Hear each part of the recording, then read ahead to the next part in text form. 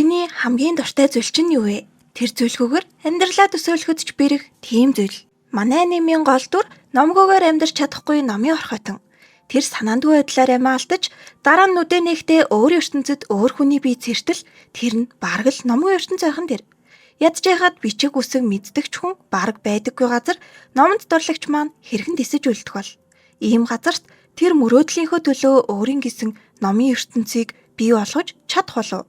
Энэ бүхний хариултыг сонсохыг хүсвэл сувагтаа subscribe дараад бичлэгээ үргэлжлүүлээрэй. 1, 2, 3僕らは何回だってきっとそう何年だってきっとさよなら Манай номын донтныг Мотосү Урано гэдэг. Тэр ямар ч төрлийн номыг голж хэлэхгүйгээр энэ дэлхийн бүхий л номыг шүтдэг. Ганц хүсэл нь ерөөсөө л насан туршдаа номон дунд умбаж шумбаж амьдрах байлаа. Өөхөх мөчөө ирэх үед ч тэр бурханд ингэж залбирсан. Бурхан минь, дахин дөрвөл ном л уншмаар байна гэж. Харин дараа нь нүдэ нэгэд харахад танихгүй биед мэдэхгүй газраас ирлээ. Биеийн сул халуурч байгаа 5 настай охины биед орчихсон байна. Яалтчгүй үгснээ санаж исэн болохоор хамгийн түрүүнд хацраа жимхэж үзлээ. Өрөөнд нь ногоон үстэй, ногоон нүдтэй эмэгтэй хүн орж ирээд танихгүй хэлээр яриад байна. Гинэт яагаад ч юм 5 настай охины амьдралын дурсамж толгойд нь ороод ирж шүү. Тэгсэн чинь ногоон үстэй эмэгтэй яриаг ойлгоод эхэллээ. Түүнийг Майн гэж дуудаж байгаа энэ эмэгтэй охины ээж нэдэг. Энэ үед манай хүн өөрийнхөө ээжтэй дахин уулзаж чадахгүйгээ хамгийн түрүүнд ойлголоо. Харин дараа нь бодсон зүйл нь ном. Ном л байвал хаанч ямар ч үед төвчж чадна гэдгээ саналаа. Харин энэ үеэр өмнөх эмэгтэйтэй яг адилхан ногоон үстэйж өөрөөс нь арай том охин орж ирсэн нь охины эгч Түүли. Түүнээс ном асуулаа. Гэтэл өөдөөс нь ном гэж юу юм гэхэн дэрээ. Тэгэхэр нь өөрөө босоод ном хайж үзэх гэтэл алхахад ч хүнд байлаа. Бас жаахан охины бие хаалганы бариулдаж хөрдөггүй. Хүнжил гудсаа чирж ирээд арай гэж хаалгаа онгойлгоод гарлаа. Яаж ч хайсан энэ гэрт ном алгаа. Ядаж бичиг үсэг байгаа байлгуудэ гэж бодоод сонин эсвэл календар ч хамаагүй болохоор байлаа. Бас л байдгүй. Энэ гэрт ямар ч бичиг үсгийн зүй үзэгдсэнгүй.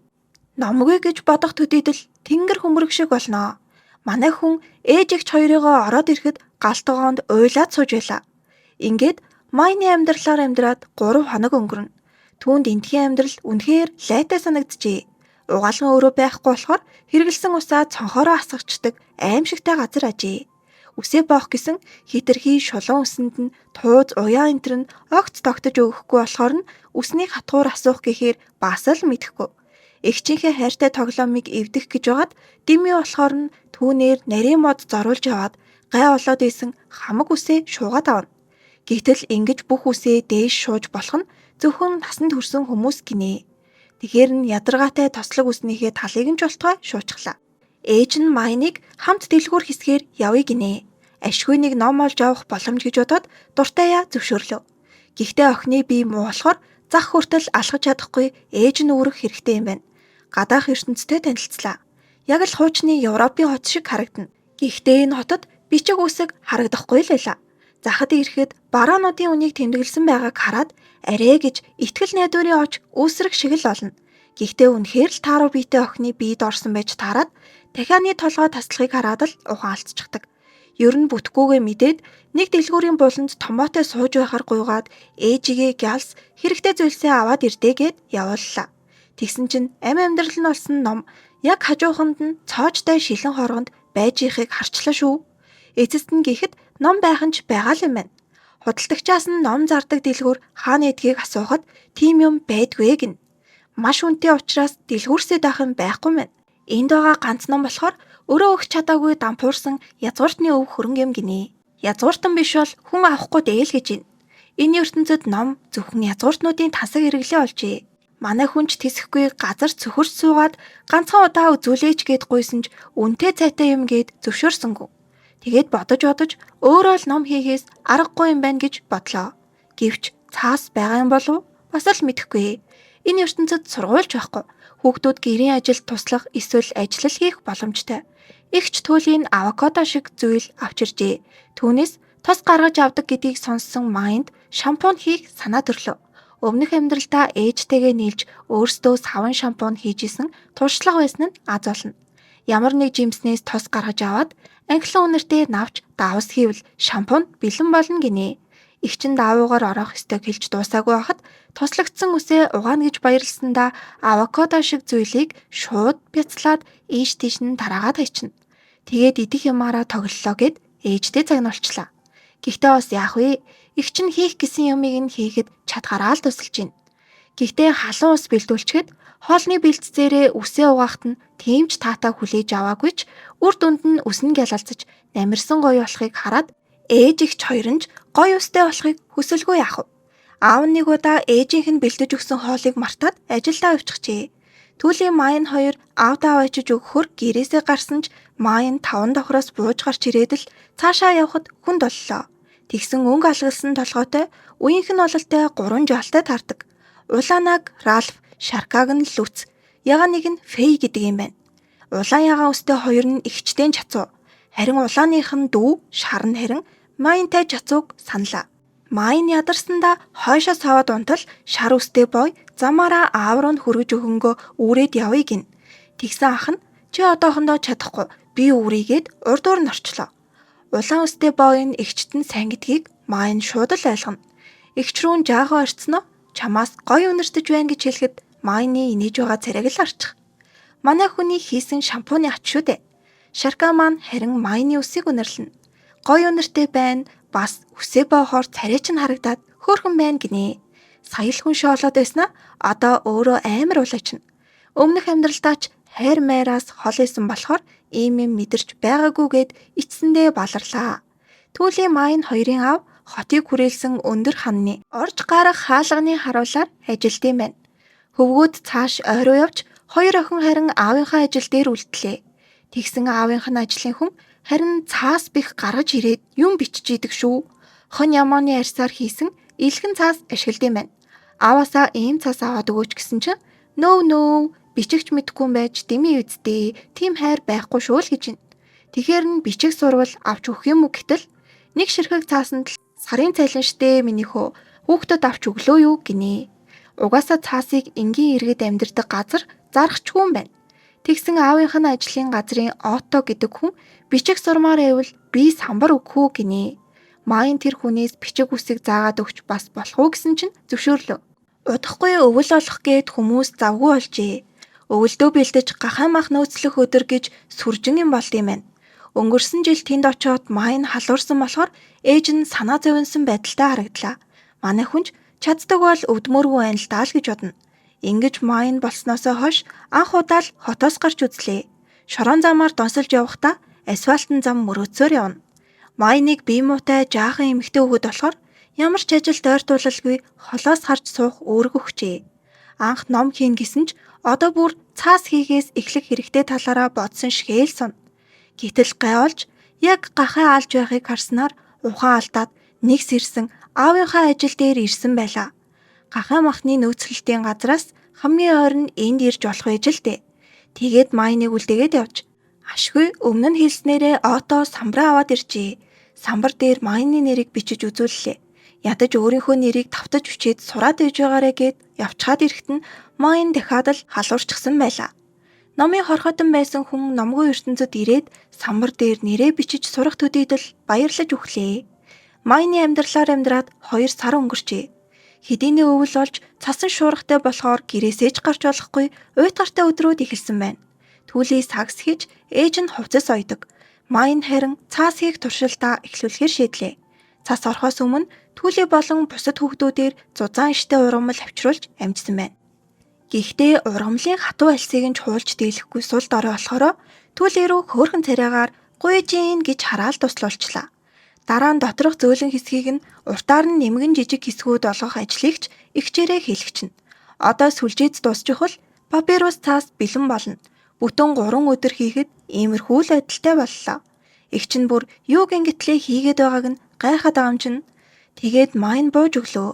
Ээж нь өвсөөр тоглож байхаар Түүлийгээр сакс хийхийг заалга гинэ. Гэхдээ манай хүн өмнөх амьдралдаа хийгээд сурчсан байсан болохоор шууд л сакс хийгээд үзүүлчлээ. Түүлий ихч байж өөрийгөө Майнаас муу хийлээ гэд жаахан готрно. Энэ ертөнцид хүүхэд 7 нас хүрээд адислал авч дагалдан ажил хийх эрхтэй болд юм байна. Ихэвчлэн ээж ааваасаа сурдаг болохоор ээж аавтайгаа адилхан ажил хийх нь их. Бас эмэгтэй хүн үзэсгэлэнтэй байхын гол шалгуур нь хоол оёх чадвар хоёр гин. Ээж ихч хоёр нь Майныг сакс сайн хийж байгаа юм чинь гар урлал хийдэг хүн болох уу гэхэд манай хүн за юу гэж дээ мэдээж ном хийдэг хүн болно гэж бахархалтай наргагүй хэлж байгаа юм чинь. Түүлийн аавтайгаа хамт Парвис гэдэг жимс болохоор явжээ. Энэ нь яг л Кокосын тослог сүв шиг амдагдана. Харин Түүлигийн гарыг улаан болсон байгааг анзаараад ясныг нь асуулаа. Тэгсэн Парвис жимсийг түүхийн тулд хөлдөө модны мөчрийг гистэл нь нүцгэн гараараа дулаацуулж иж авдсан байна. Парвисээс идээ тос нухаш гарган авчээ. Нухшаар нь шувуу хоолт юм байна. Майн сониучрахад тэрнээс нь амсаад үзчихлээ. Идэж болмоор санагдана. Тэгээд тэрийг ашиглаад панкейк шиг юм хийж амсуулахад бүгдд нь амтан таалагдлаа. Үүнийг Парвисын бялуу гэж нэрлэнэ. Түүлийг гараа улаан болгон байж авч ирсэн зүйлийг үлдээлгүй ашиглах хэрэгтэй гэж утсан болохоор Майн үүнийг туршиж үзжээ. Гэрийнхэн нь өмнө нь хийсэн үс угаагч гих мэтийг хаанаас яаж сурсан болоо гэж гайхна. Бас сагсч сайн хийж исэн. Гэхдээ аав нь болохоор одоо сонирн байгаа ч гэсэн өмнөхөөсөө хамаагүй дээр болсон шүү дээ гин. Байнга л халуурч өгдөөд хизээ өгөх нь мэддэхгүй хэцүү исэн болохоор одоогийн төрхийг нь хараад баяртай байна гэдэг. Майны самбарын шохоо дуусчихлаа. Ааваасаа ажил руугаа аваад яваач. Оото ахаас шохоо авч бичгээ заалгая гэтэл нөгөөх нь ааваасаа илүү оотоод илүү сайн болохоор уулзах гээд байна гэд ойлгочно. Явах замдаа аюу нухацтай хоолой гаргаад оотог ирэлчихсэн шүү. За юу гинэ. Их юм санаа зовжтэй. Аав нь оотоод охиноо үлдээгээд гарахта харьяар гээл нэг л яазгүй шүү. Майн аавыгаа гарсны дараа таныг аавд жаахан магтсан чинь хатаархаад агаан гээд хэлчлээ. Оотог хэдий ажил ихтэй байгаач зай завсраараа Майнд бичиг үсэг заана. Өөрөө тайлан тооцоо гээд нэлээд их ажилтай байгаа харагдана. Манай хүн аль хэдийн энэ ертөнцийн тооноос мэддэг болсон болохоор Оотог тоо буруу бодоход нь хажуугаас нь зааж туслалаа. Оото бардам зангаа түр орхиж өөрт нь туслахыг гуйна. Ингээд албан ёсоор ажилд нь тусалсны хариуд бичиг үсгээ заалгаж авахын хажуугаар шохоогоо авч байхаар болчихлоо. Майн сампингүүгээр тоо бодоход Оотод хачин санагдсан ч шалгаад үзэхэд яг л зүв байлаа. Ээж нь Түүлийд ажлынх нь хувцсыг ойж өгчээ. Майн үсээ яаж тасах юм гэхэд Түүлий цэцэг түүгээд үсэндээ хатганаа гин. Тэгэхэр нь Майн би илүү хөөрхөн болгоод өгье гэснээр үсний чимэглэл хийх ажиллагаа эхэллээ. Гомдчихсан аавыгаа жаахан хөөргөж магтаж байгаад модоор дэгээ зүв хийлгээд авчна. Тэрийгэ ашиглаж ягаад цэцэг нэхэж хөөрхөн гихч нь хатгуур бэлдэж өглөө. Номтой болохын тулд цаас хийх гэж нэг удаа бүтлгүйдсэн Майн хаврыг хүлээж ин. Тэр дулаархаар ой явж шавран хавтан хийж үзэх санаатай байгаа. Майн гэрийнхнийхээ хизээж харж үзэж байгаагүй хоолнуудыг хийж бас л гайхшруулсаар байна. Энэ ертөнцид ногоогоо болгосон усыг ашиглахгүй хайчдаг гинэ. Майн тиймэрхүү юмнуудыг жаахан өөрчлөхөд л хоол нь амттай болчихж байгаа. Гэтэл аав ээж хоёр нь хоол хийх авьяастай юм чинь тоогооч болох уу гэж авчина. Тэгэхээр нь Майн хиймээр байгаа зүйл байгаа гэдгийг хэлдэг. Гэрийнхэндээ ойруу явмаар байна гэтэл бие муутай болохоор болохгүй. Үнэхээр явмаар байвал биеэ илүү сайн тэнхрүүл гинэ. Гэхдээ бас нэг сайхан мэдээтэй. Оото Майныг туслахаа болгон ажилуулахыг хүсжээ. Адислагдаагүй хүүхдийг ажил хийлгэх хориотой болохоор хүмүүст бичиг үсэг сурч байгаа гэж хэлэхээр тохирсон байна. Майныг үнэхээр толгой сайтай учраас судар зохиогч болоход яг тохирно гэж аавд нь ярьжээ. Эднийхээр судар зохиогч гэдэг нь язгууртан болон цэргүүдийн бичиг заасыг зохицуулах ажил гэнэ. Ингээд Майн туслагын ажлаа хийж бичигч заалгасаар байгаач ажил гэр хоёрынхоо дунд тасралтгүй алхаж чадахгүй л байлаа. Замынхаа дунд ч орохгүй. Бараг хитгэн л алхаад ядраад идэв. Эхэндээ нэг өдөр явж ажиллахад 3 хоног өвдөж байсан ч сүүлдээ тасаад 3 өдөр ажиллаад нэг өдөр өвддөг боллоо. Тэгээд хавар өнгөрч зун болоход 5 хоног дараалан ажилдаа явж чаднаа. Тэгээд ааваасаа ойроо явах зөвшөөрөл авч чадсан ч маргааш нь дахиад өвдчихдөг. Ашгүй нэг ойд ирлээ гэтэл төрхөн Майн шороож ухаж дийлдэггүй. Лүц тусалсны ачаар шавар гаргаж түүн дээрээ хүссэн зүйлээ бичээд хавтангуудаа хатаагаар тавилаа. Гэтэл хамт ирсэн Фэй болон өөр нэг ногоон өстэй хүү тоглоом гэж бодоод хавтангууд дээр нь үсрээд будаа. Майн цаас хийх гэж бүтлгүүтээд арай гэж хаврыг хүлээж ажилдаа явах бүртээ илүү их алхаж чаддаг болох гэж өчнөө хүлээсээр эцэст нь ойд ирэх зөвшөөрөл авч арай гэж хийсэн байхад хөвгүүд гинэтхэн гай олсонд үнэхээр их уурн хүрнэ.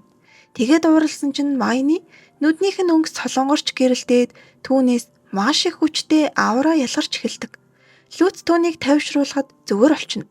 Тэгээд дахиж шавран хавтан хийхэд хүүхдүүдийг тослуулж оройн хатаагаар үлдээсэн ч маргааш нь Майн өвдчихдөг. Тэгээд тэр өдөр нь бороо орж хүүхдүүд дараагийн өдөр нь ойд ирэхэд шавран хавтангууд юучгүй хэвгүй болоод эвдэрсэн байх нь тэрэ. Манай хүнийг уйлах гэтэл Лүц уйлах зав байгаа бол дахиад хийцгээе гэснээр тэд дахиад ажилд орлоо. Майны хүсдэг зүйл маш олон номоор хүрээлүүлэх гэхэд Лүц харин өөрөөр хот руу ямаар байна гин. 3 дахь удаага хийсэн хавтангууд нь хатжээ. Майн одоо л нэг энэ ертөнцид амьдрах аргаа олсон мэт санагдана. Түүлээ юу бичсэнийг нь асуухад ээжийнх нь ярьж өгдөг үлгэрийг бичсэн гэдэг. Оддын хүүхдүүдийн түүхийг Майн болсон өдөр нь ээж нь ярьж өгсөн юм байна. Ярьж өгсөн түүхүүдийг нь мартахгүй тулд бүгдийг нь тэмдэглэж үлдээмээр байна гэдэг. Одоо шавран хавтангуудаа халаагаад хатуу олгох үлдлээ. Гэтэл манай хүний төсөөлөөгүй зүйл болно. Гал руу хийсэн хавтангууд дэлбэрч ном хийх туршилт дахиад л бүтлгүйтлээ. Гэсэн ч Майн бууж өглөө юу? Түүлэгийн адислын өдөр олжээ. Майн өсний гоёл хийж өгсөн болохоор бусад охтоос эрс ялгарч байлаа. Майн аавынхаа ажил дээр оотог хүлээгээд бичгээд автаад сууж байтал оотог хайж хүн ирнэ. Яралтай ажил гарсан нь язгууртны захидлыг уншуулах хэрэг гарсан байдаг. Оотогийн оронд Майн уншаад өчглөө. Үүнийг оотод дамжуулж хэлэх гэтэл аав нь хумгуу тэрврээд хамаг хурдаараа харих гин. Оото харин ажлыг нь зохицуулж өгсөнд аргагүй л миний туслах шүү гинэ. Улсын ажлыг 5-6 настай хүүхдээр л хийлгээд байгаа юм да. Түүлийн адислалаа авчихсан болохоор цаашдаа ажил олж туслахын ажил хийн. Түүлигийн оронд Майн гэрийн ажилд туслах ёстой болжээ. Тиймээс түнд хутах хэрэгтэй гэд аав нь өглөө. Майн харин шууд л тэгвэл модон хавтан хийж болох юм байна гэж бодноо. Гэвч яг цагаад болсон чинь манай хүн хутгаа арай ядан дийлж байгаа. Тэгээд Лүцийг хартал хутгаа гарамгаа ашиглаад модны мөчөр түүж яваа харагдана. Тэгсэн ч яаж игээд жижигээс эхэлнэ гэд модоо зороод суулаа. Лүц жирээд туслана. Гэхдээ оронд нь оототой уулзуулаад өгөөч гэж гуйлаа. Лүц аялагч болох хүсэлтэй учраас дагалдан хийх чинэлэг хүн олж өгч магадгүй гэж боджээ. Майн оотоогоос яаж аялагч наймаачин болох вэ гэж асуулаа. Майныг өөрөө болох гээд асууж байгаа юм байна гэд оотоо сандарсан ч найз маань олох хүсэлтэй маа гэд хэлтэл тэр найздаа энэ бодлоо март гэж хэлээрэй гинэ. Учир нь эцэг эхчүүд ихэвчлэн зөвшөөрдөг юм байна л та. Тэгээд ямар ч байсан Лүцтэй уулзаж бодит байдлыг өөрөө хэлээд өгөөч гэж гуйлаа. Майн модон хавтангийн туршилтаа эхлүүлсэн тул оотоогоос шохоо биш бих авч байхаар гуйхад нөгөөх нь оронд нь 3 жил амралтгүй ажил гэж авд юм да. Тэгээд яаж модон дээр бичих вэ гэж бодож байгаад үнс ашиглах санаа төрлөө. Гэтэл ээж нь үнсээр саван хийж цас сайлуулж өөр бас олон юм хийн гэд өгөхгүй гинэ. Тэгэхээр нь хөөд ортгоос авъя гэсэн чинь цэвэрлэгээ хийхээр болчихлоо. Өвдөж халууран байж олж авсан хөөгөө уустай холиод модон дээр зурж үзэхэд тэр нь уусаад идэг. Тостой холийг гэхээр даанч олдохгүй. Тэгээд бодож шавартай хольж үзэхээр шийдлээ. Шохоо шиг болгосон шавруудаа галт хийгээд үздэм билүү гэтэл Лүц дахиад дэлбэрч хөвөлгүй гинэ. Ямар тач хатааж байгаад хүссэн юмаа хийндэ гэд баярлаад гэртээ иртэл зовч хийсэн модон хавтангуудыг нь ээж нь түлээний мод гэд галт түлцэн байд юм да. Тэгсэн Майны нүд дахиад л өөрөнгөтэй болоод биеэс нь хүчтэй аавраа ялгарч зүрх нь хүчтэй цохилоод ухаан алдчихсан тэр. Түүнд яг л халуунд багаар идүүлж байгаа мэт мэдрэгдэжээ. Нэг сэрэгт нь Лүц ирсэн байдаг. Тэгээд ээж нь модон хавтанг нь шатаацныг хэлнэ. Ном хийх мөрөөдөл маань яасан ч бүтэхгүй юм байна гэд ойлгохт нь Лүц гараас нь бариад харагдлаа. Энэ удаад шатцсан бол дараагийн удаа шатахгүй зүйл хийхэд болно үсттэй гинэ. Майн жаахан тавшраад Лүц сайхан сэтгэлтэй юмаа гэд инээсэн чинь нөгөөх нь ичсэндээ оотоотой уулзуулж өгөх болохоор л ингэж байгаа гэд хэлчихлээ. Майныг өвдөж хөвтөх хооронд Лүц хул савчиртал ээж нь дахиад л шатаачт юм да. Манай хүн яагаад уурлахаар бие нь өвдөд байгаа. Яагаад ном хийж чадахгүй бүтлгүүтэд байгаагаа ойлгохгүй тэрэндээ бохимдоход хүртэл нөгөө үзэгдэл давтагдж байлаа. Сэтгэлээр унахтаа ингээд нэг мөр халуунд итгэдээд өөхөх талаар бодоход нүдэнд нь Лүцийн төрх харагданаа. Түүний хийхийг хүссэн зүйлд чинь заавал туслана гэж хэлснийг саналаа. Тэгсэн ингэж бодох мөчөд бие нь буцаад зүгээр олчдог. Бүтэн 5 хоног халуурч байсан штэ. Ер нь ямар өвчин юм болоо гэж бодоод өнгөрлөө. Майн эдгэрч Люцийг Ототой уулзуулах өдрөө товлно. Тэгээд Люцийг чухал уулзалтанд бэлтгэхийн тулд дуугүй миний хэлснээр хий гэхэд нь Люц сандартал зүгээр үсийг нь угааж өгөх гэж байжээ. Яагаад ийм юм хийх ёстой юм бэ гэхэд нь Майн анхны сэтгэл маш чухал гин. Бас маргааш ирэхдээ хамгийн гоё хувцас өмсөд ирээрээ гэд захилаа. Гэхдээ Майны санаа үнэхээр зовж исэн болохоор чи яагаад аялагч 8 очин болох гэсэн гээд асууна. Өөрийгөө танилцуулахдаа юу хиймээр байгаагаа сайн ярихгүй бол болохгүй шүү гэдэг. Люц манай хүнийг бас 8 очин болохыг хүсдэг үсттэй. Ном зардаг хүн болох уу гэтэл Майн 2 дахь төлөвлөгөөгөө бас бодож үзсэн гин. Ном зармаар байгаач хүн авахгүй болохоор цаас зарах тухай үзжээ. Япон хүний эртэж зангаар Майн Люцийг дагуулад уулзах ёстой цагаасаа эрт ирлээ. Майн Люцийг сандраахгүйгээд гараас нь атгана. Тэгсэн Ото 8 очинтой холбож өгөх хэсгээ ярилцахаар биш, шууд уулзуулахаар аваад ирсэн мэдэг. Энэ хүн бол Бено. Отогийн аялагч 8 очин байх үеийн танил юм байна. Жаахан бүдүүлэгч гэсэн сайн хүн гинэ. Тэр хүн Майны гялалцсан үсийг харж агаад үсэндээ хатгасан хатгуурыг нь юу юм гэж асуулаа. Зүгээр л нэг мод гээд үзүүлэхэд тэгвэл ус чинь юу хэрэглээд ийм гоё болоо вэ гэж асууна. Тэгэхэр нь Майн ам алдсангүй. Зарах боломжтой шин нээлтийг амархан хэлэхгүй шүү л гэж бодно. Ото Люцэд хандан үнэхээр аялагч 8 очин болохын тулд иргэншлээсээ татгалзаж чадах юм уу? Тэнэг хүний л хийх үйлдэл шүү гэж насан туршийн хуваар хэлдэг. Иргэншилгүй бол ажилд орох, гэр оронтой болох, гэрлэгч боломжгүй болд юм байна. Бас аялалд гарвал дор хаяж 2 сар болно. Харин туршлагагүй танил талгүй бол газар мэдэхгүй болохоор эрсдэлтэй гин. Аялагч 8 очтын мөрөөдөл нь эцэстээ гэхэд иргэншил авах болдог. Тиймээс аялагч 8 очин болохын оронд 8 очны дагалдан бол гэж зөвлөлөө. Нөгөө Бено гэж хүн Люцээс чи 8 очин болоод яг юу зармаар гамдэ гэж асуухад Люцэд хэлэх хариулт байсангүй. Тэгсэн Майн гараас нь хөтлөөд чи миний цаас зарах санааг хэрэгжүүлж болно гэж хэлж дэмжлэг үзүүлдэг. Люц журам ороод надад хиймээр байгаа зүйл байгаа. Майны бодсон бүх зүйлийг бүгдийг нь хийх болно гинэ. Санааг нь Майн гаргаж зарахыг нь Люц хийн гэсэн үг. 8 очин харин Майнаас ямар санаа байгааг нь асууна. Манай хүн амьтдын арьсаар хийгээгүй өөр цаас хийгээд зарах хүсэлтэй байгаагаа хэллээ. Ургамлаар цаас хийн гэхэд бүгдээрээ гайхчихна. Тэгээд яаж хийх юм гэхэд нь дэглэгрэнгөө бол нууц гэж байгаа юм чинь.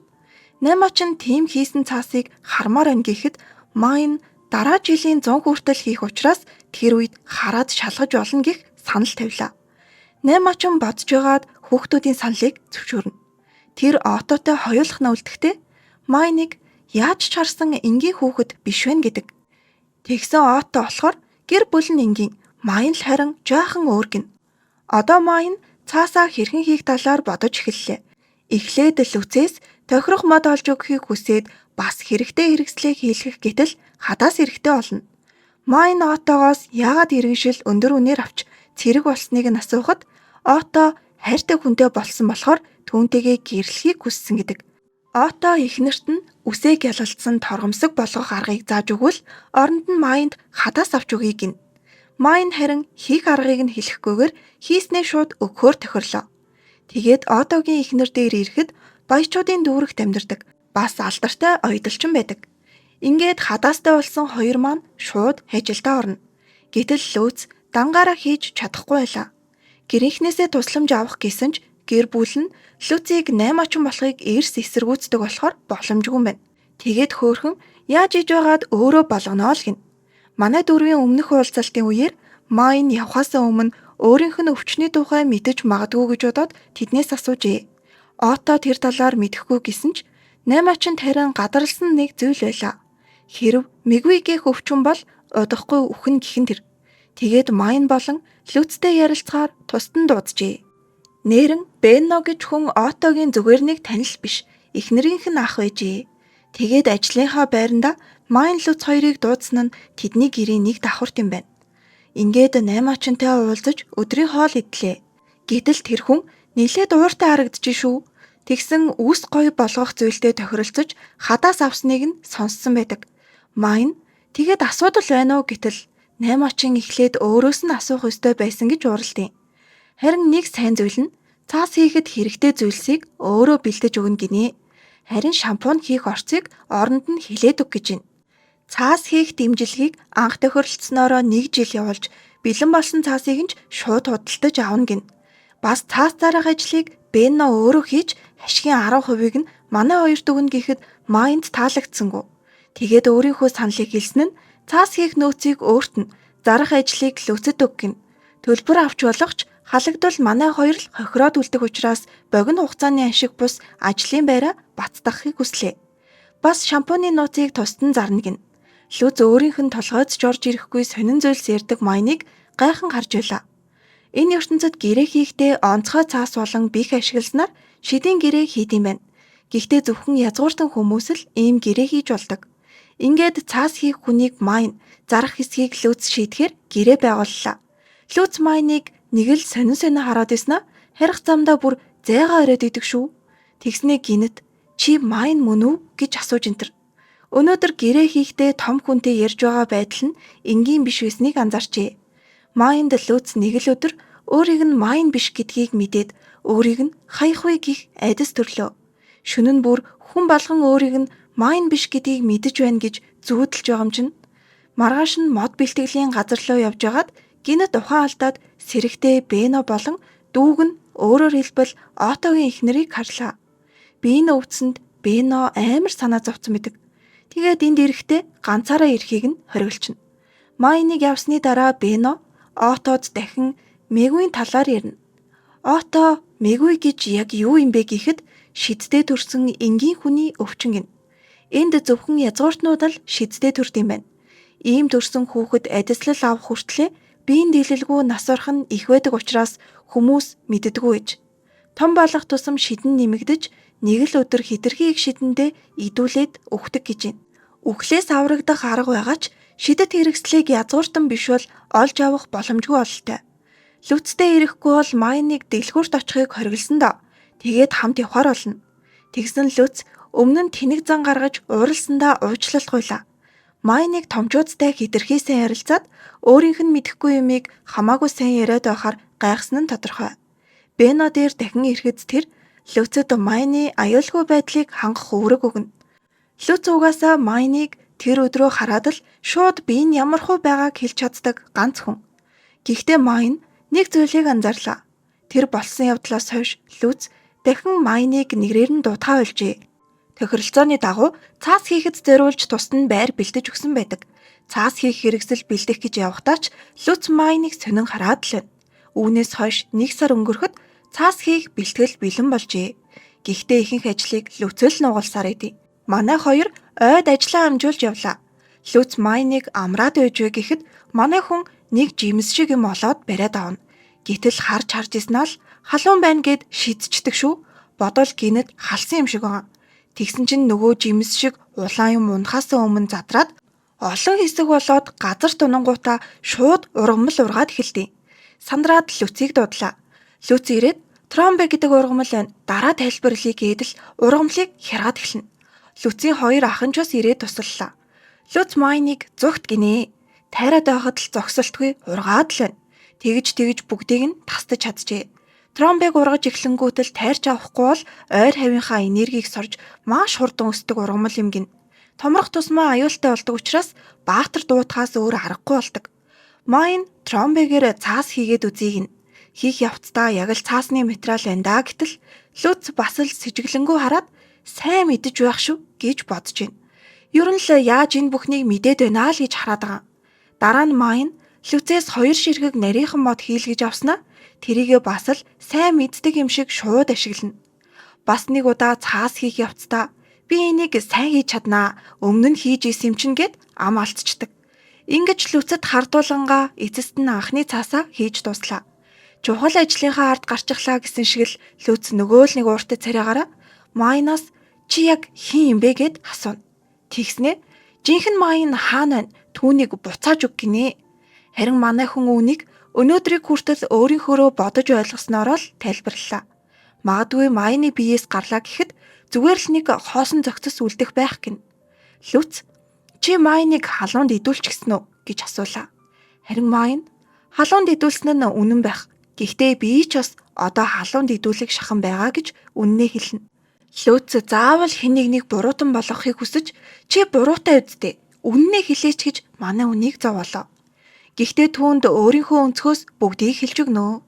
Хүссэндээ Майн болсон юм бишээ. Өөр ертөнцид амьдарч байгаад үхсэн. Гэтэл нэг сэрээдэл Майн болчихсон байсан. Тэгээд ч сонгож болох юм бол ийм сул дорой биеийг сонгож ирэхгүй байсан гэд хэлчлээ. Лүц чи Майн болмооргүй байсан юм уу гинэ. Энэ Лүц тэгж байгаад бас бүтгүй. Харин манай хүн өөдөөс нь гунигтайхан нэмсэглээд чи байсан бол Майн болохыг хүсэх байсан уу?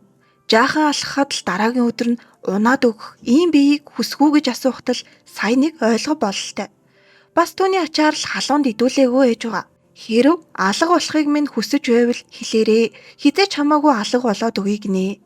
Гэхдээ Лүцийн санаж буйгаар түүний сайн мэдих Майн бол манай хүний байсан сүүлийн 1 жилийн хугацаанд дах Майн л байсан юм.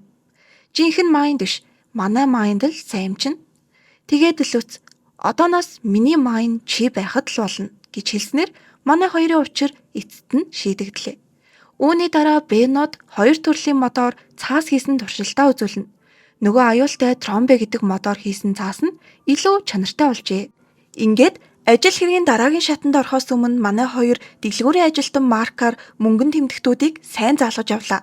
Жижиг хүрэл зоосноос эхлээд мөнгөн тэгээд бүр том алтан зоос хүртэл яаж үнэлэгдэхийг ойлгож авсан Майн үсний чимэглэлээ өвлийн бүтээгдэхүүн болгон худалдаанд гаргахаар шийдэж хэр үнэтэй байж болохыг асууна. Дараа нь Беннот тэднийг худалдааны байгууллагад дагуулаачлаа.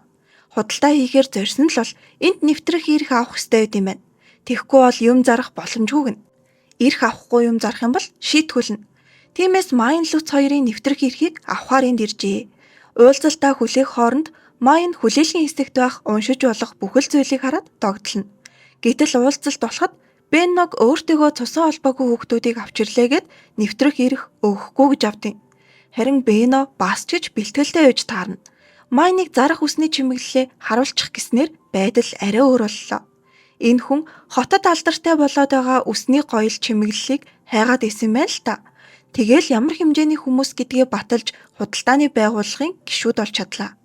Худалдааны байгууллагын эзэнгийнх их зантай өвгөн одоо л өөрийгөө танилцуулж байна. Түүнийг Густав гэдэг ач охин Фреда нь өвөл ажиллалаа авах юм байна. Харин ажиллалынхаа өдрөөс өмнө алдарт үсний чимэглэлийг авахыг хүсжээ. Тэгээд ийм байвал яаж ийгээд 3 хуруугаа гоцойлгож байна.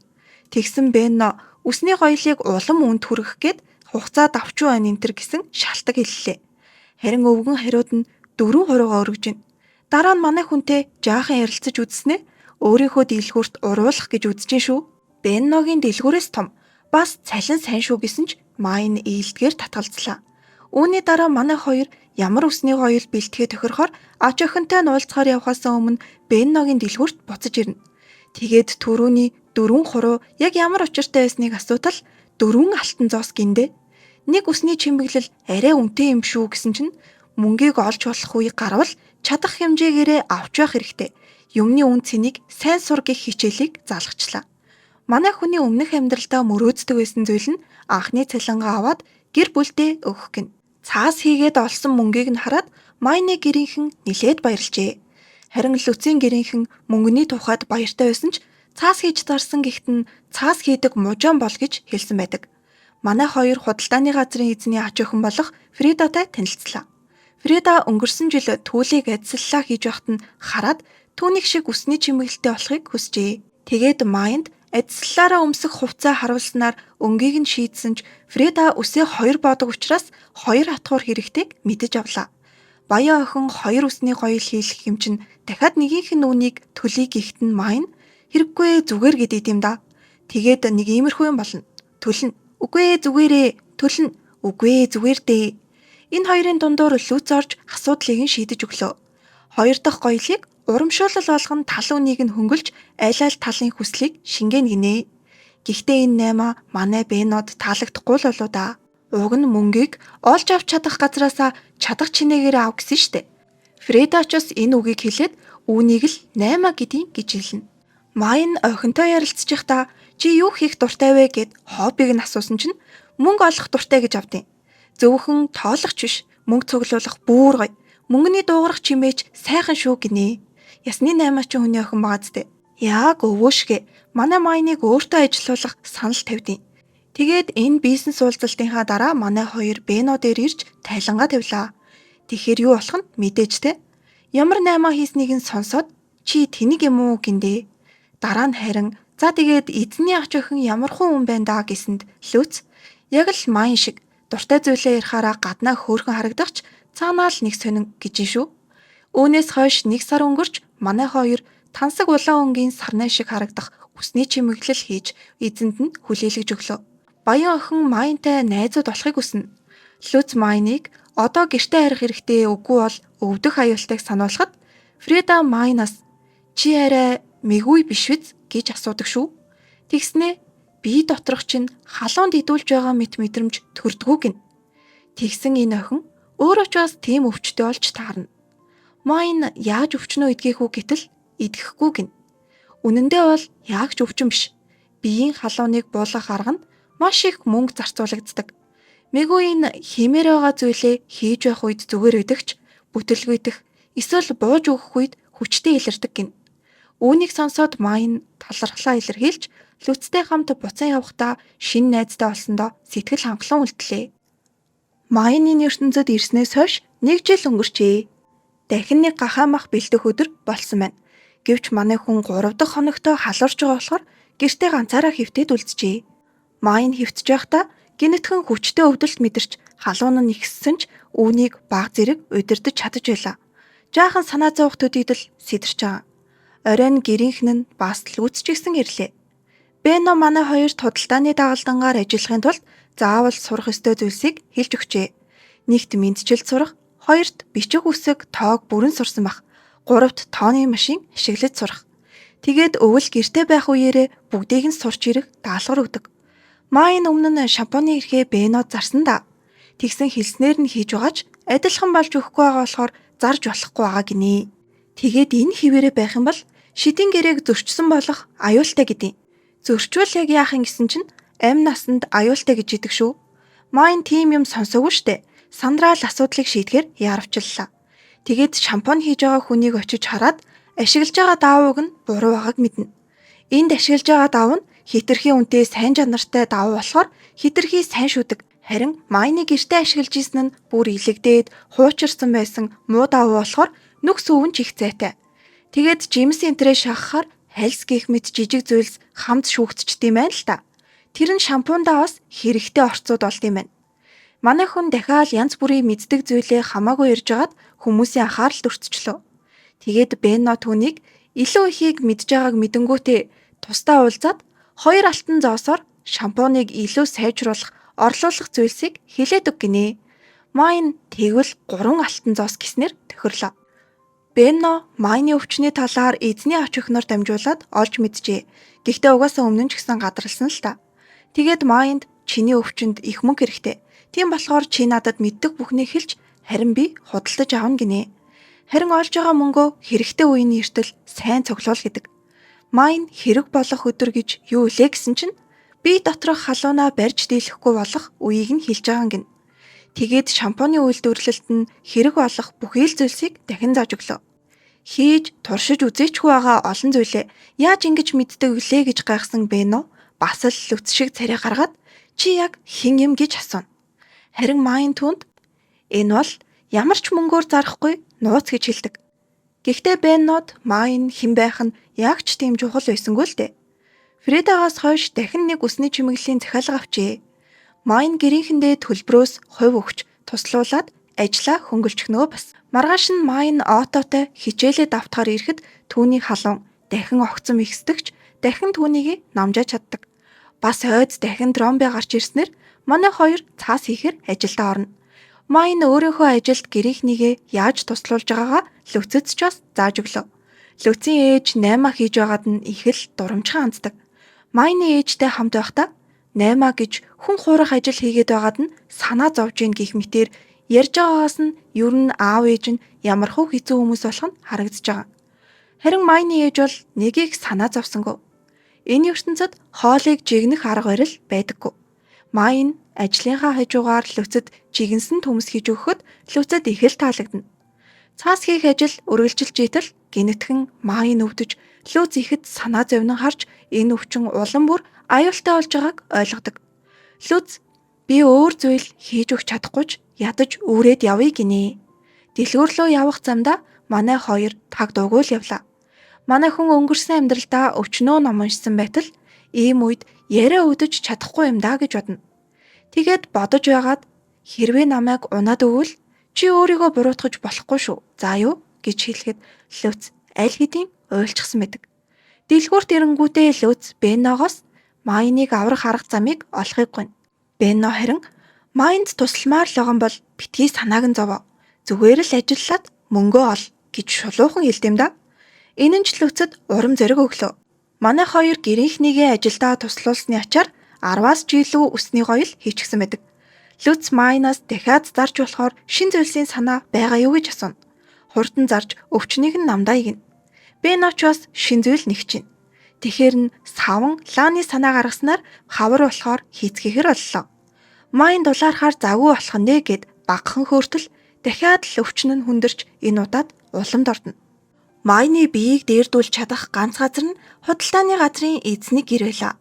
Түүнд зүүлэгсэн бугавч халууныг баг багаар сорж авсаар хагарахад тэр ухаорно.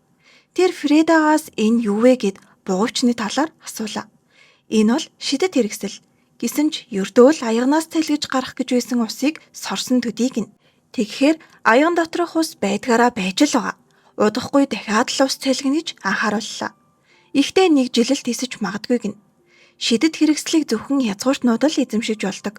Харин язгууртан биш бол мөнгө нь ойлооч бидний гарт хагарах төгсөн эсвэл хэрэггүй гэж тооцогдох хэмжээний хэрэгслэл ирдэг гэж Фреда хэллээ.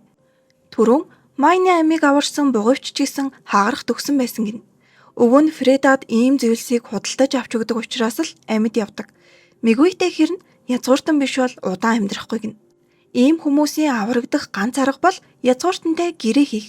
Шидэт хэрэгсэл авсныхаа хариуд зөвхөн тэр язгууртны төлөө ажиллах гэрээ гин. Фреда ажиллуулсныхаа дараа язгууртны эхнэр болох гэрээ хийж байгаа юм байна. Эднийх баян болохоор язгууртнуудтай холбоотой байдаг. Тэднээс хамгийн сайн гэсэн нөхцөлтэй гэрээг сонгожээ. Үүний дараа Майн Фредагийн өвөд баярлснаа хэлтэл шидэт хэрэгслийн үнэ нь 3 жижиг алтан зоос гин. Майн жаахан зочирдсон ч гэсэн би төлнөө л гэлээ. Тэгсэн нөгөө хоёр төлж чадна гэхээр нь гайхаж байна. Яасын гэтэл албаар төлж чадахгүй өндөр үн хэлж хагаад өөртөө болгож барьцаалаад Бенногийн дэлгүүрээс уруулах гэжсэн байт юм да. Манай хүн төлж чадхаар барах уу? Бүр хадгаламжтай болсон хүн шүү дээ. Дараа нь Майнд санаан зовсон гэр бүл нь ирлээ. Люц ч бас. Гэхдээ Фреда гэрийнхэнд нь биеийг нь ажиглахын тулд дахиад нэг өдөр энд байх хэрэгтэйгээд явуулчихна.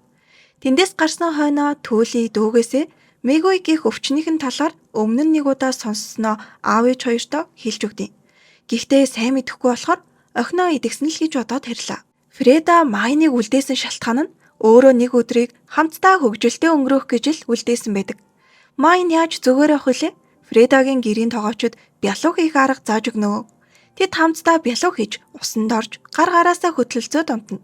Маргааш нь Фредагийн эзлэлийн өдөр боллоо. Майн Фредаг харах үедээ игч Түүлийгээ санан уйлна. Учир нь амьд үлдэхийн тулд гэрээсээ холдож язгууртнуудын амьдрах хэсэгт очиж амьдрахаас өөр замгүй гэдгийг мэдсэн юм. Орой гэрийнхэн нь Майныг ирж авахад Фреда тэднийг орой хоол идэхийг өрнө. Гэсэн ч Майн ээжийнхээ хоолыг идмээр байна гэд гэртээ хардаг. Манай хүн хизэнээс ч юм энтхийг гэрээ гэж хүлээн зөвшөөрч засчихснаа ойлголоо. Түүний дараа Люц Майн хоёр Беннотой уулзахаар дэлгүүр явна. Шидэт хэрэгслийг 3 жижиг алтан зоосоор үнэлсэн гэдгийг мэдээд бөөр. Манай хүн Фредагийн гэрт бялуу гээд сахар ишгэлсэн амттан хийснийхээ төлөө бас л загнуулдаг. Майн Бенногийн дэлгүүр өвлийн уйлралд хэрхэн завгүй байдгийг анзаарч ирэх жил сонгодог Япон тоглоомууд хийж зарах санаа боловсруулж эхэлнэ. Гэвч жилийн дараа гэхэд амьдрах эсвэл өөхөхийн нэгийг сонгосон байх ёстойгоо саналаа. Майн өөрийнхөө тухай нэлээд удаан гэрийнхнээсээ нууж явсан ч цаг явсаар байгаа тул хэлэхэр шийднэ. Нэг жилээс илүү амьдрах хугацаа үлдээгөө тул яахаа шийдэх хэрэгтэй байлаа. Ингээд өвчин нь яг үнэндээ юу байсан? Одоо ямар байдалтай байгаагаа цаашид амьд үлдэх боломжтой ганцхан арга зам байгаа гэд бүгдийг нь хэлдэг. Хэрэв язгууртны хэсэгт очиж амьд үлдэх бол дахин гэр бүлтэйгээ уулзахгүйг бүгд мэдэж авлаа. Майн харин үлдсэн цаг хугацаагаа гэр бүлийнхэндээ зориулахаар шийддэг. Тэгээд дэлгүүр рүү явхаа болж Люц ганцаараа ажиллах хэрэгтэй болно.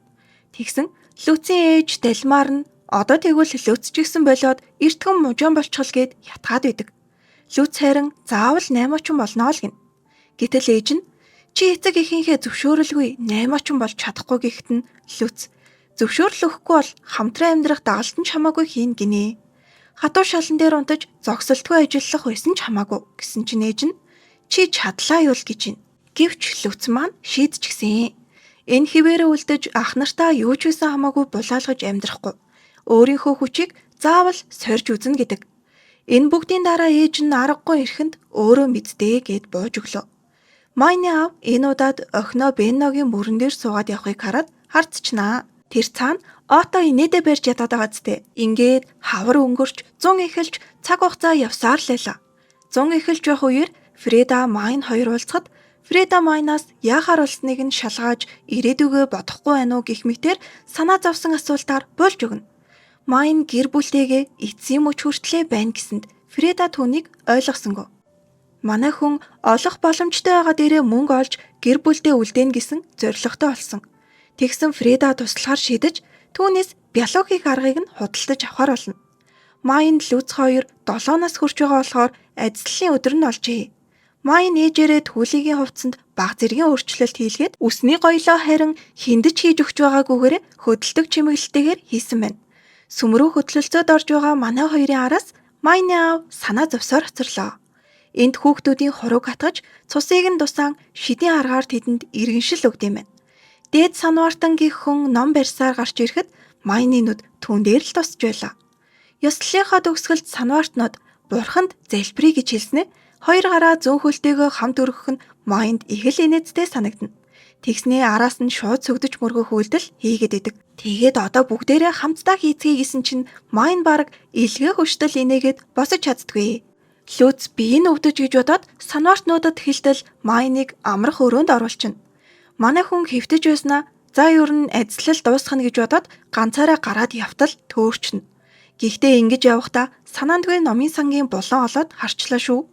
Үнэхээр номын санд ороод ирчихлээ гэж баярлсандаа түрүүн шоолоод байсан залбирлаа хийн. Бурханд залбирлаа, бурханд талархлаа гэд мөрөглөө. Тэгээл мөрөөдлийнхөө газарт яг хөл тавих гэтэл шидийн хаалцтай байж таарад орж болдоггүй. Тэгсэн зөвхөн сүмийн зөвшөөрөгдсөн ажилтнууд л орж болдог газар юм гин. Ингээд Майн юугаач мэдэхгүй сүмийн ажилтан болно гэд шууд дээд Санвартан дээр ороод ирлээ. Манай хүнээс яагаад Санвартны дагалдан болох гээд байгаа гэд асуудал Майн шууд л номын сан байгаа болохоор гэж авд юм да. Майны ямар ч хүүхдээс илүү содон хувцлаж үсний гоёл зүснэ нь язгууртны охин шиг харагдуулна. Тэгээд дээд Санвартан энд ажилламаар байвал хандив үг гэд нэгчин. Манай хүн нэг том алтан зоос болох уу гэсэн чинь хандлага нь бүр зөөлрөөд эцэг эх чинь зөвшөөрөхгүй байвал хэлээрээ тусал нь барина болоод явчихдээ. Майн номын сангаас болоод хит их хөөрч догдолсондоо дахиад оноод өгнө. Люциг эрэхт нь ном уншихын тулд Санвартны дагалдан болмоор байгаагаа хэлдэг. Дараа нь гэртээ ирээд бас үүнийгээ баяртай наргагүй хэлсэн ч байдал нэг л биш болоод явчнаа. Аав нь бүр юугаа дэмийрээд байна гэд амар ууралж идэг шүү. Тэгсэн өнчөн хүүхдүүдийн аргагүй эрхэнд хийдэг ажил нь Санвартны дагалдан юм гинэ.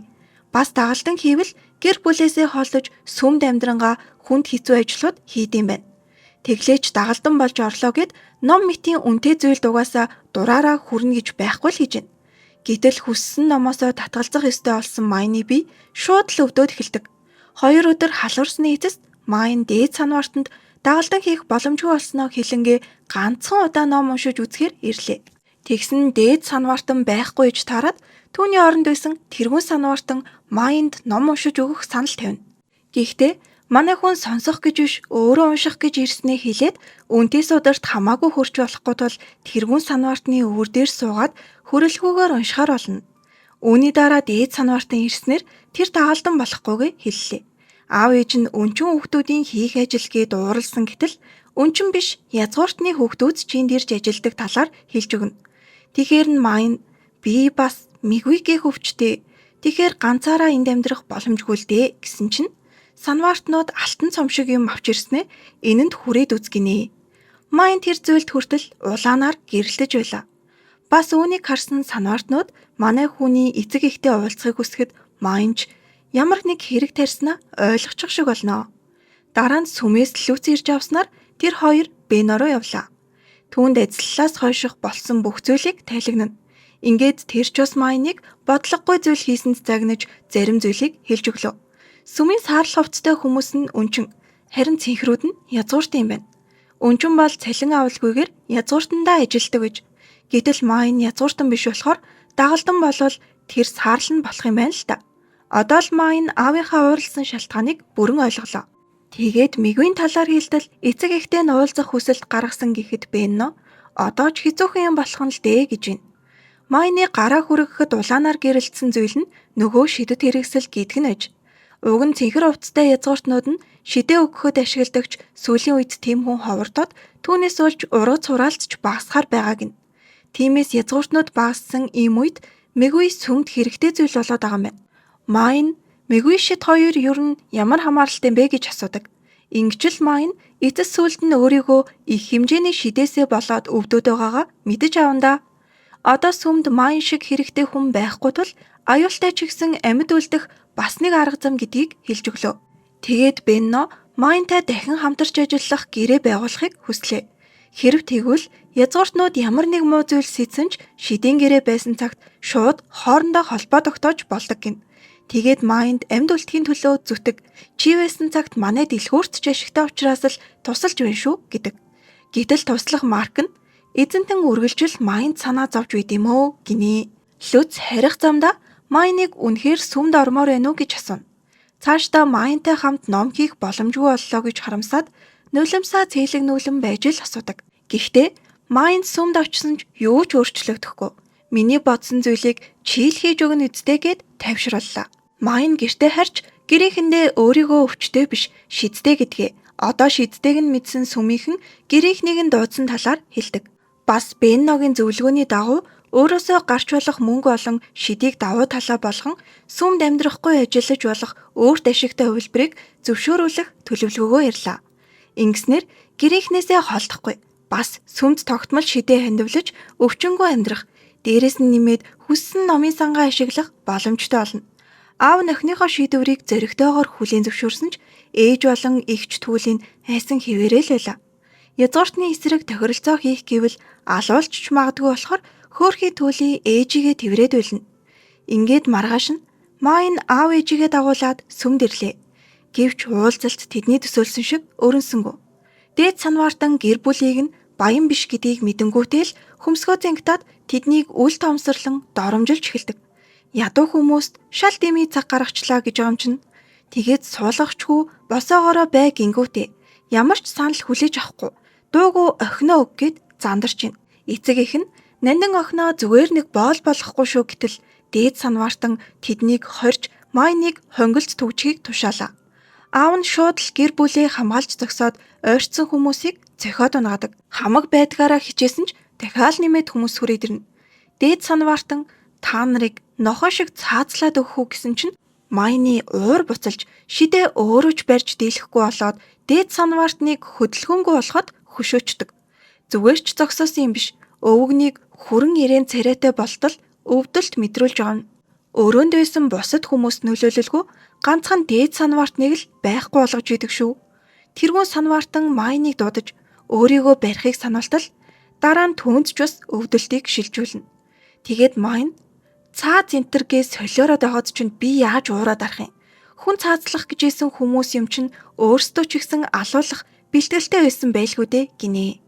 Гэтэл тэргүүн санваартан хэрв чи дээд санваартныг алчих юм бол ээж аав чинь язгууртнуудын бай олон штэ гэж анхааруулснаар манай хүн гэр бүлийнхээ төлөө шууд зөөлрч омжино. Тэргүүн санваартангийг цэнхэр өсдөж шууд жижигрээд манай хүнээс уучлалт гуйгаад бүгд ярилцахаар боллоо. Майн шиг ийм хүмүүс сэтгэл хөдлөлөө барьж дийлэхгүй болоход шидэн хүчтэй оргилж гарч ирээд дайсан гэж бодсон хүнээ алах тохиолдол хүртэл байдаг гин. Цэнхэр үст манай хүнээс яаж ийм их шидтэй үйж өдийг хүртэл амьд байгаа юм бэ гэж асуудаг. Манай хүнч аль хэдийн өгсөн байх ёстой байсан ч азар шидийн хэрэгсэлтэй болсон гэдгээ хэллээ. Язгууртандаа гэрээ хийх боломж байсан ч тиймэрхүү амьдралаар амьдарч байснаас гэр бүлтэйгээ хамт байж байгаад амьдралаа дуусгахыг илүүд үзснийг ч бас хэлнэ. Харин энэ бүх хэлсэн үгнүүд нь цэнхэр устдын сэтгэлийн утсыг хөндөж чадах бололтой. Тэгээд Майны бүх нөхцөлийг хүлээн зөвшөөрч сүмд цэнхэр хувцасны хуваар орж ирэхийг зөвшөөрлөө. Сүмээс гарч явахдаа баяртай байсан Майн аав ээжигээ яаж хамгаалсан, уурн буцлахдаа юу хийснээ ч өөрөө санахгүй байдаг. Харин ээж нь цэнхэр устдыг охиныг нь зогсоож хамгаалж чадах хүн байна гэдэгт итгэжээ. Гэтэл нөгөөх нь манай хүний мэдээллийг цуглуулад иргээд хүмүүстэй даалгаж байна. Их хачирхалтай хөхөд болохоор ямар ч хамаагүй мэдээлэл олж иргээд явууллаа. Тэгсэн тагнуул хийх гэж явуулсан хоёр нь хотын төв хэсэгт ирчээд хамар хамаа дараад айлгуутад идэв. Язгууртнууд өөр хэсэгт амьдардаг гэж байсан да. Тэгээд ийм газарт ирж байгаагүй байх. Хамаг байдаг энгийн хувцас өмсөд ирсэн гэж бодтол хүн болгон л тэр хоёрыг язгууртан байна гэд хараад идэг. Тэгээ нөгөө хоёр чинь хувцас худалдаж авч дүрээ нуугаад энэ тэрөөгөөр Майныг асууж гарлаа. Гэтэл хотын хүмүүс харж байгаагүй хүнээ их л сэжиглдэг болохоор юу ч хэлэхгүй нуугаад байна. Ногооноо нь хамар амаа дараад бүр ядаргаа болоод байхаар нь саарл үстэй тэрийгэ буудалд орхиод ганцаараа судалгаа ихээр явлаа. Тэгтээ сахал энтер наагаад бүр сайн зүсээ уйлгаад явсан ч Майны талаар асуухаар хийн ч ам нэгдэггүй. Тэгж яваад замдаа түүлий бас хэдэн өвгүүдтэй таарад хүүхдүүдийг ам алдуулах гэж үзлээ. Хөвгүүдийн нэг нь Майны шавран хавтан гівдэд загнуулж исэн болохоор найрсаг биш амар гин. Түүлийн харин Майн гадуур ганцаараа явдгүү дээ. Ядархаараа унждаг болохоор унаад өгнө. Та буруу хүнээ хайгаад байгаа юм биш үү гэд хэлчихдэг. Тэгэхээр нөгөө залуу хүүхдүүдээс Майны ажлын газрыг мэдхүү. Гэхдээ хүүхдүүд бас л шууд сэжиглээд мэдхгүйгээд яваад өгнө. Оройн хоёр тагнуулж охиныг биш аавыг нь судлахаар даглаа. Тэгээд ч болохгүй болохоор нь худалдааны байгууллагын байр руу нууцаар нэвтэрдэг.